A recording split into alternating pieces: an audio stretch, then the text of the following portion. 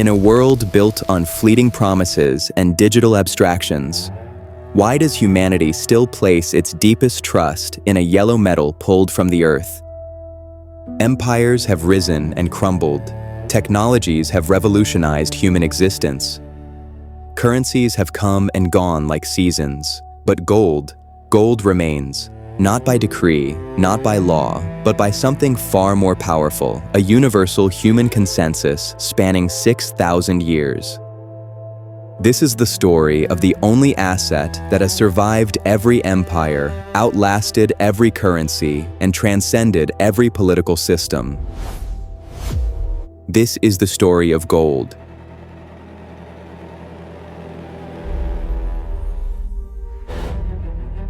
To understand gold's power, we must go back, not decades or centuries, but billions of years, before money, before civilization, before Earth itself, because gold's story doesn't begin here, it begins in the stars. Gold is not from Earth. It cannot be made in laboratories. It cannot be synthesized by chemists. Gold was forged in the most violent events in the universe, the collision of neutron stars, dead stellar cores so dense that a teaspoon would weigh 1 billion tons. When these cosmic giants collided, they unleashed a storm of heavy elements, including gold, into the galaxy. These particles drifted through space for billions of years before becoming part of our solar system. 4.5 billion years ago, these cosmic remnants collided with the molten infant Earth. Most of the gold sank to the planet's core, locked away forever. What remains in the crust, everything humanity has ever mined or ever will mine, arrived via asteroid bombardment. Gold sits at a perfect atomic balance, heavy enough to be rare, stable enough to never corrode. Iron rusts, silver tarnishes, copper oxidizes, but gold endures. A gold coin buried for 3,000 years emerges pristine. Every ounce of gold ever extracted from Tutankhamun's death mask to the bars in Fort Knox would fit in a cube just 22 meters wide. Humanity's entire supply of gold could fit beneath the Statue of Liberty. Modern gold mining is a war against geology itself. Mountains are blasted apart. Ore is crushed and chemically processed. For every ton of rock, you may extract 0.5 gram of gold. A wedding ring requires moving 7 tons of earth. This massive difficulty is not a flaw. It is the very feature that gives gold its power. You cannot print gold.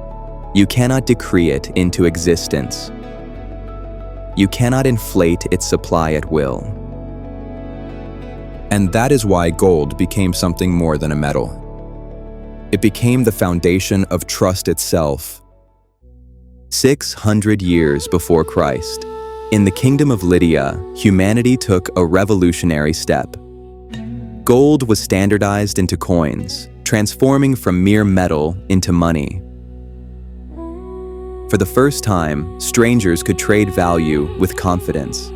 But Lydia was not alone. The Egyptians used gold for divine artifacts. The Romans minted the aureus. The Chinese shaped gold sisal ingots. The Aztecs crafted ornaments of almost supernatural brilliance. What is astonishing is not that one civilization chose gold, it is that all of them did. In complete isolation, across continents and millennia, humanity converged on the same conclusion.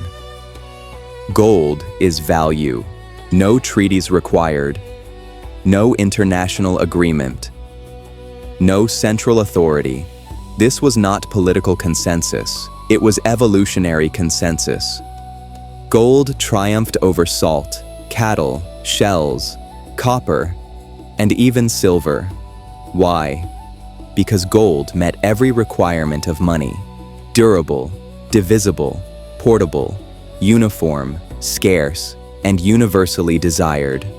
Salt dissolves, cattle die, copper corrodes, silver tarnishes, gold alone remains incorruptible. For most of human history, people trusted physics over politics. Gold's value is intrinsic, rooted in its scarcity, beauty, and incorruptibility. Paper currencies have value only because governments declare them valuable, and over thousands of years, those declarations changed. Governments rose and fell, but the gold remained constant. For thousands of years, gold imposed discipline, not because anyone voted for it, but because no one could escape it. Governments could promise many things, but under gold, they could not promise what they did not have. That constraint shaped an era where money followed rules, not rulers. Between 1871 and 1914, something remarkable happened. The world agreed on a rule. Every major currency, the British pound, the French franc, the German mark, the American dollar, became convertible into a fixed amount of gold. This was the classical gold standard. For the first time in history, money was governed by a single, universal constraint. And under that constraint, the modern global economy was born. The mechanism was elegant and unforgiving. Paper money was not a promise, it was a claim. If a government printed too much currency, citizens could exchange paper for gold, and they would. If a nation imported more than it exported, gold flowed out of its vaults, automatically shrinking the money supply. No committees, no discretion, no excuses. The system corrected itself. Gold was the governor on the engine of government spending. The results were extraordinary. Prices in 1914 were nearly the same as they had been in 1871. A worker could predict the cost of bread decades into the future. Trade expanded across oceans. This was not a perfect system, but it was a predictable one, and predictability is the foundation of prosperity. But stability came at a cost. The gold standard did not eliminate inequality. In many cases, it hardened it. A rigid money supply meant brutal recessions when adjustment was needed. Farmers trapped in debt suffered under deflation. Colonial empires competed fiercely for gold-producing territories. The system was stable, but it was inflexible. And when the pressures of total war arrived, that inflexibility would prove fatal. World War I shattered the golden rule. You cannot fight a total war and maintain gold convertibility. The costs are too staggering. One by one, nations suspended redemption. Temporarily, they promised. Gold was sacrificed for nationalism, and once that line was crossed, once governments tasted the power of spending without constraint, the path back would prove almost impossible. The 1920s roared. Easy credit, soaring markets. The gold standard had been partially restored, but it was a shadow of its former self. Nations held gold reserves while manipulating everything around them. When the bubble burst in 1929, it didn't just pop, it imploded. Banks failed by the thousands. Unemployment reached 25%, and desperate people demanded desperate action. On April 5, 1933, President Franklin Roosevelt signed Executive Order 6102. In a single stroke, it became illegal for Americans to own monetary gold. Citizens were ordered to surrender their gold at a fixed price, $20.67 per ounce, or face prison and crushing fines. A right held for thousands of years was criminalized overnight. The justification was emergency. With currency redemption triggering bank runs, the government needed to break the link between dollars and gold, so they seized the gold first. Over the next year, Americans surrendered roughly 300 tons. Some complied, some hid it. All were betrayed. Then came the true insult. Once the gold was safely confiscated, the government revalued it from $20.67 to $35 per ounce, a 69% overnight devaluation of the dollar. Americans who surrendered their gold were robbed by their own government. It was a massive transfer of wealth, from citizens to the state. 1933 marks the first great betrayal in modern monetary history. For the first time in America, owning gold, the ultimate expression of private property and financial independence, was criminalized. The message was clear: your financial freedom is subordinate to political convenience.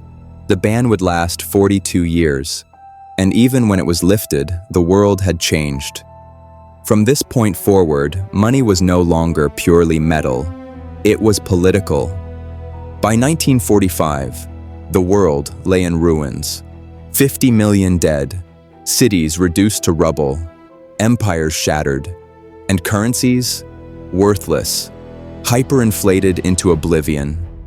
The world needed a new monetary order. But who would they trust? In July 1944, 730 delegates from 44 nations gathered at Bretton Woods, New Hampshire. Their mission: prevent another depression, rebuild global trade, and restore confidence. The solution they devised was elegant and fatally flawed. The system rested on a single promise: the US dollar would be convertible into gold at $35 per ounce. Every other currency would peg itself to the dollar. If you held dollars, you were effectively holding gold, or so the promise went. The United States held most of the world's monetary gold. They alone had the credibility to make the guarantee. The world agreed. The dollar became the global reserve currency, and for a while, it worked. The 1950s and 60s were a second golden age. Trade flourished. Economies grew. Currencies remained stable. American dollars were trusted everywhere. This was Pax Americana, a global order underwritten by gold-backed money. But the system carried a fatal flaw. It required American discipline, and discipline was expensive. As war in Vietnam escalated and domestic spending surged, the printing presses accelerated, deficits widened. Other nations noticed. In 1965, France began demanding gold for its dollars. Others followed. By 1971, America's gold reserves had collapsed. The math was simple and brutal. There were far more dollars than gold to back them. The promise was about to break. For decades, the world believed it had found a compromise: the discipline of gold with the flexibility of paper. But history has a way of exposing illusions. By the early 1970s, the numbers no longer worked. Trust was being stretched, and something had to give. In the next chapter, it did, and the world has been living with the consequences ever since.